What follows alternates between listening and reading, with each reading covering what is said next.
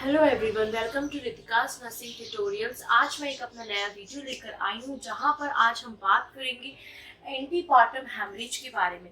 इससे पहले एक मैंने वीडियो बनाया था जहाँ पर हमने देखा था कि पोस्टपार्टम हैमरेज हम किससे बोलते हैं। वो लिंक जो है मैं डिस्क्रिप्शन में डाल दूंगी, आप उसे ज़रूर देखिएगा क्योंकि उसी के बाद हमारा आता है एंटीपार्टम हैमरेज। तो आइए आज का हम वीडियो स्टार्ट करते हैं। वीडियो स्टार्ट करने से पहले मैं आप सभी को बहुत बहुत थैंक यू बोलूँगी कि आपने मुझे और मेरे चैनल को इतना सपोर्ट किया। आगे तक भी आप ऐसे ही सपोर्ट करिए कि मैं नए नए videos related to nursing and obstetrical gynaecological nursing में लेकर आती हूँ। आइए तो आज हम बात करते हैं एंटीपार्टम हैमरेज के बारे में।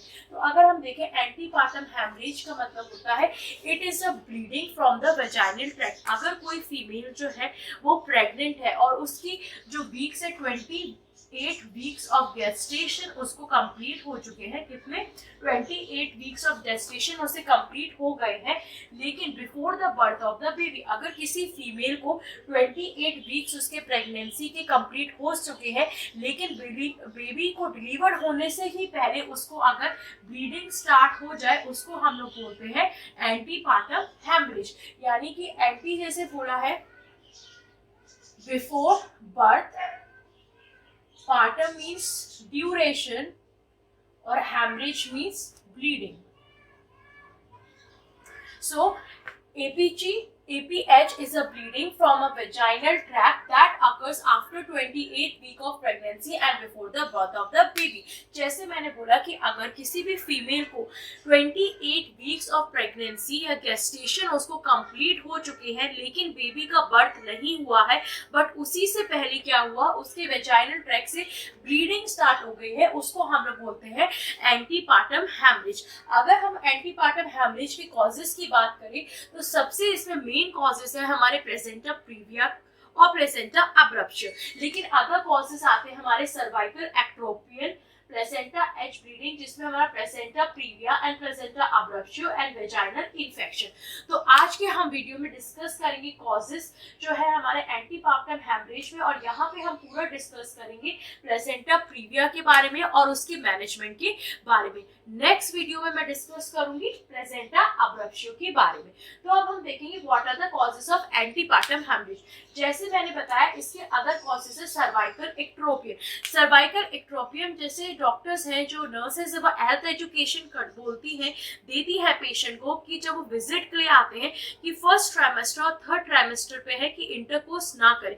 अगर वो जो है फर्स्ट और थर्ड ट्राइमेस्टर पे इंटरकोर्स करते हैं और उसकी वजह से जो है ब्लीडिंग जो है स्टार्ट हो जाती है, क्योंकि ब्लड सप्लाई इंक्रीज की वजह से क्या होता है उस टाइम पे जो हमारा सर्विक्स है काफी सॉफ्ट हो जाता है। तो अगर इंटरकोर्स की वजह से ब्लीडिंग हो जाती है, जो है ब्लीडिंग स्टार्ट हो जाती है, तो उसे हम लोग बोलते हैं सर्वाइकल एक्ट्रोपियन। अब हम बात करेंगे हमारा सेकंड कॉर्ड है placental edge bleeding. Placenta edge bleeding का मतलब होता है जैसे जो हमारा सेकंड है ट्राइमेस्टर स्टार्ट होता है जो प्लेसेंटा से है, अगर उसके एज से जो ब्लीडिंग स्टार्ट हो जाती है तो उसको हम लोग बोलते हैं प्लेसेंटा एज ब्लीडिंग। जैसे हमारा सेकंड ट्राइमेस्टर स्टार्ट होता है उसके बाद जो हमारी बेबी है उसके ऑर्गन्स का डेवलपमेंट स्टार्ट होता है, जिसकी वजह से जो है हमारा यूट्रस भी ग्रो करता है और जो उसका टेंशन है हमारे प्लेसेंटा पे पड़ता है, उसके टेंशन की वजह से जो हमारे प्लेसेंटा पे और डेसिडुआ पे पड़ रहा है, जिसकी वजह से जो डेसिडुआ है उसमें जो कैपिलरीज है वो क्या होती है टियर डाउन हो जाती है,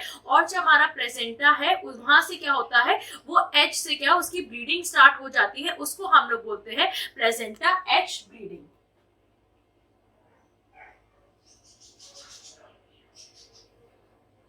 ये हमारा बेबी यहाँ पे यूट्रस है, यहाँ से अगर एच से जो है प्लेसेंटा अटैच है और यहाँ पे प्रेशर पड़ रहा है क्योंकि बेबी जो है डेवलप हो रहा है, सेकेंड ट्राइमेस्टर स्टार्ट हो चुका है, बेबी जो है वो डेवलप कर रहा है और उसके टेंशन की वजह से यूट्रस के साइज की वजह से उसके डेवलपमेंट की वजह से जो ग्रोइंग है उस पर प्लेसेंटा पे टेंशन पड़ रहा है, जिसकी वजह से जो वो डेसिडुआ से अटैच है तो वो क्या होगा डिटैच हो जाएगा और जो हमारी कैपिलरीज है वो क्या होगी ब्रेक डाउन टियर हो जाएंगी, फट जाएंगी, जिसकी वजह से प्लेसेंटल एच ब्लीडिंग हो जाएगी और वो हमारा एक कॉज होता है हमारे एंटीपार्टम हैमरेज का। थर्ड हम यहाँ पे देखेंगे हमारा vaginal infections like syphilis, gonorrhoea, herpes, इनकी वजह से जो है फीमेल जो इन्फेक्शन है गोनोरिया, सिफाइलिस, इनकी वजह से अगर ब्लीडिंग जो है स्टार्ट हो जाती है आफ्टर 28 वीक्स लेकिन before the birth of the baby, that is also the other cause for antepartum haemorrhage. Next हम बात करेंगे अब प्लेसेंटा प्रीविया के बारे में। तो प्लेसेंटा प्रीविया हम उस कंडीशन को बोलते हैं, ये जो है सबसे मोस्ट इम्पॉर्टेंट कॉज है और मोस्टली इसी कॉज की वजह से क्या होता है, हमें एंटीपार्टम हैमरेज होता है, जिसमें जो हमारा प्लेसेंटा है वो पार्शली या फिर जो है इम्प्लांटेड होता है हमारे लोअर सेगमेंट में, पार्शली या फिर कंप्लीटली। जब जो है प्लेसेंटा हमारे लोअर सेगमेंट पे जो है इम्प्लांटेड हो जाता है, इसको हम बोलते हैं प्लेसेंटा प्रीविया। नॉर्मली अगर हम देखें तो जो हमारा प्लेसेंटा है वो कहाँ पे, हमारे अपर सेगमेंट पे क्या होता है, इम्प्लांटेड होता है। लेकिन प्लेसेंटा प्रीविया एक ऐसी कंडीशन है जहाँ पे जो हमारा प्लेसेंटा है वो लोअर सेगमेंट की जगह जो है, लोअर सेगमेंट की जगह जब वो हमारे अपर सेगमेंट की जगह जब वो हमारे लोअर सेगमेंट पे प्लेसेंटा पार्शली या जो है कंप्लीटली इम्प्लांटेड हो जाता है, उसको हम लोग बोलते हैं प्लेसेंटा प्रीविया। अब हम देखेंगे what are the causes of placenta previa. तो अब हम देखते हैं हमारा नेक्स्ट कॉज है जो है प्लेसेंटा प्रीविया, हमारे एंटीपार्टम का नेक्स्ट कॉज है। जैसे मैंने बताया प्लेसेंटा प्रीविया हम उस कंडीशन को बोलते हैं जब जो हमारा प्लेसेंटा है वो पार्शली या फिर कंप्लीटली हमारे लोअर यूट्रिन सेगमेंट पे क्या होता है, इम्प्लांटेड हो जाता है। नॉर्मली वो रहता है हमारे अपर सेगमेंट पे, पर अगर वो प्लेसेंटा लोअर सेगमेंट पे पार्शियली या फिर कंप्लीटली इम्प्लांट हो जाता है, उस कंडीशन को हम लोग बोलते हैं प्लेसेंटा प्रीविया। अब वो किस वजह से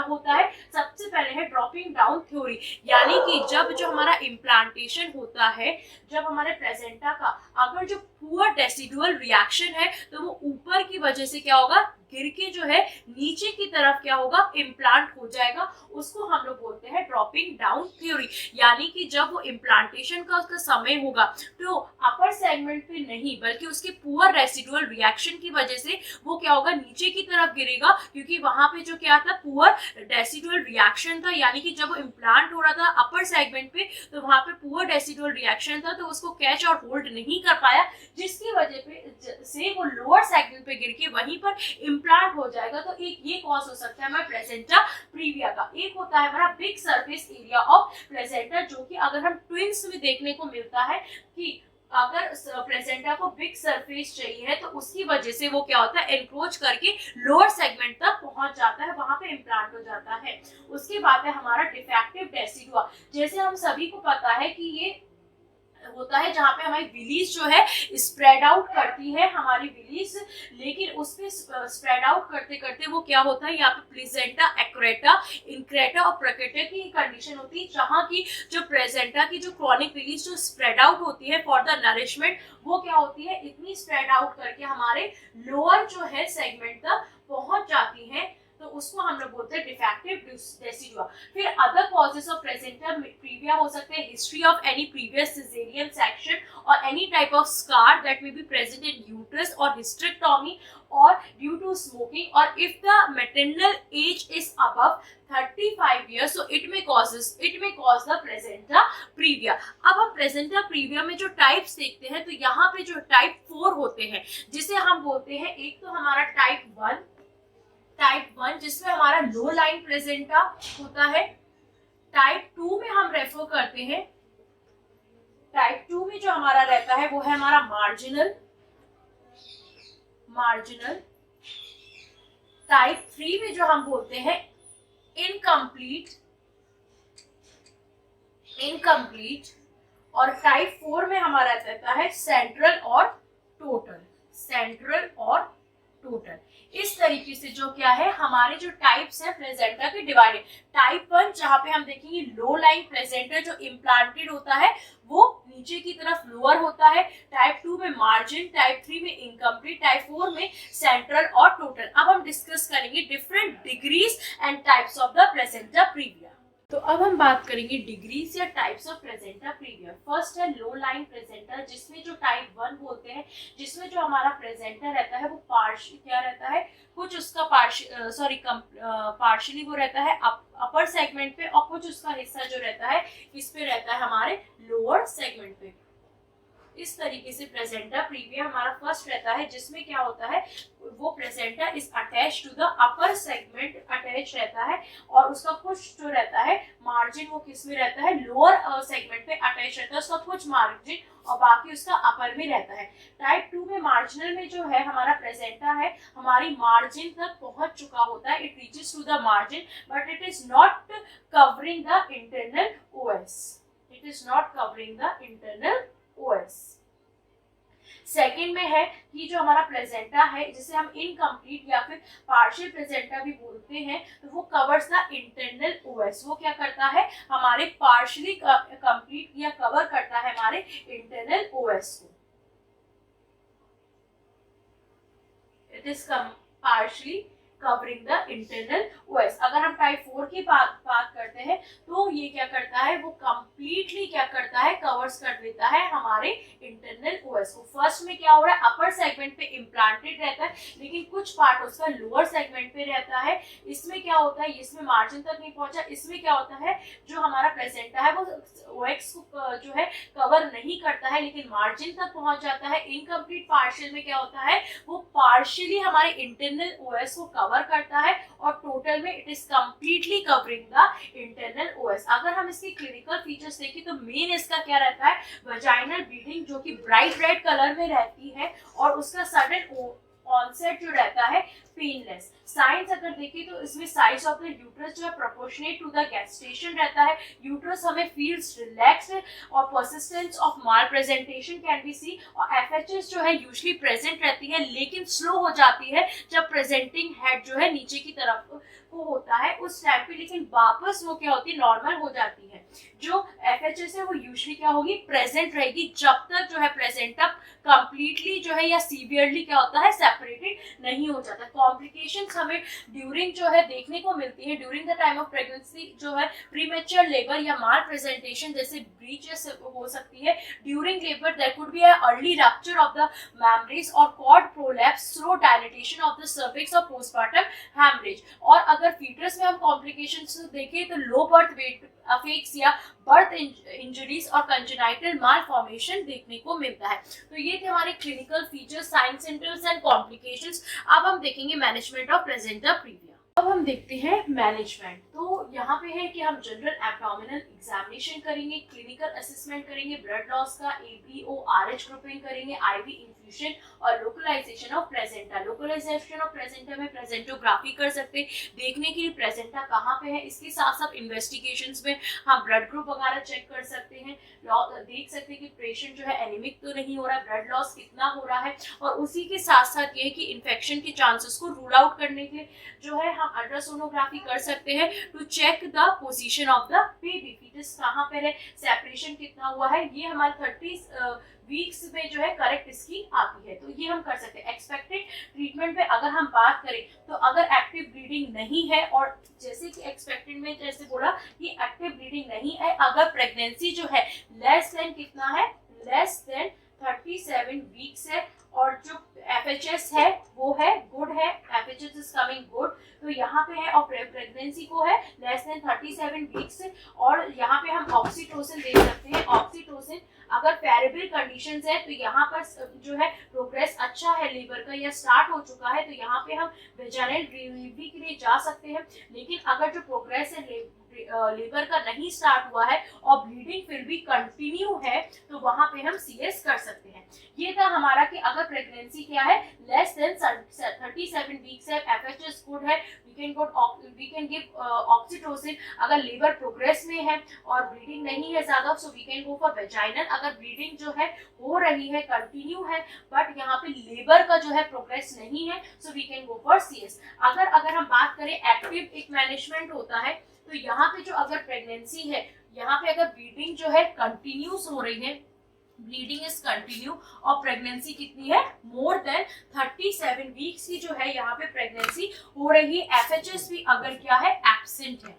यहाँ पर हमने देखा था कि यहाँ पे FHS प्रेजेंट है, गुड है, लेस देन 37 वीक्स है। यहाँ पे लेकिन क्या है ब्लीडिंग कंटिन्यू है, 37 वीक्स अबव है, ठीक है, और FHS अगर है एब्सेंट है यहाँ पर। और हमारे फीटल मालफॉर्मेशंस हमें लग रहा है fetal, if there is any type of fetal malformations fetal malformations are there, तो यहाँ पे हम स्टेरॉइड थेरेपी जो है, यहाँ पे सबसे पहले हम स्टेरॉइड थेरेपी जो है हम स्टार्ट कर देंगे। उसके बाद जो है हम यहाँ पे CS we'll go for cesarean section। तो ये थी हमारी जो है मैनेजमेंट और ट्रीटमेंट ऑफ प्लेसेंटा प्रीविया या फिर एंटीपार्टम हैमरेज के लिए मैं बोल सकती हूँ। आज हमने डिस्कस किया था कि एंटीपार्टम हैमरेज क्या है। बेसिकली एंटीपार्टम हैमरेज वो कंडीशन है जहाँ पे आफ्टर 28 वीक्स ऑफ जेस्टेशन और before the birth of the baby अगर ब्लीडिंग स्टार्ट हो जाती है। उसमें से कुछ कॉजेज जो हमने देखे थे आज डिस्कस किया हमने प्लेसेंटा प्रीविया के बारे में। नेक्स्ट सेकेंड पार्ट में हम डिस्कस करेंगे प्लेसेंटा अब्रप्शियो के बारे में, जो कि हमारा कॉज है, मोस्ट इंपॉर्टेंट कॉज है हमारा एंटीपार्टम हैमरेज का। आई होप ये वीडियो आपके लिए हेल्पफुल रहा हो, आपको ये वीडियो पसंद आए। अगर आता है तो प्लीज लाइक करें, शेयर करें, सब्सक्राइब करें और कमेंट जरूर करिएगा। Thank you so very much. अब हम मिलेंगे हमारे नेक्स्ट वीडियो में। Till then take care, stay safe. Thank you so much.